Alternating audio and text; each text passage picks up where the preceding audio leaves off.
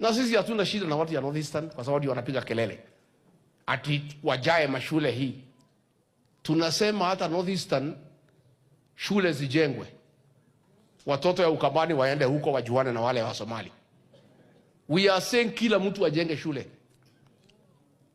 Wale magavana na MPs ya North Eastern kwa jumla tangu devolution ikuje wamepata in excess of 1 trillion pesa ya devolution, equalization fund na ya CDF.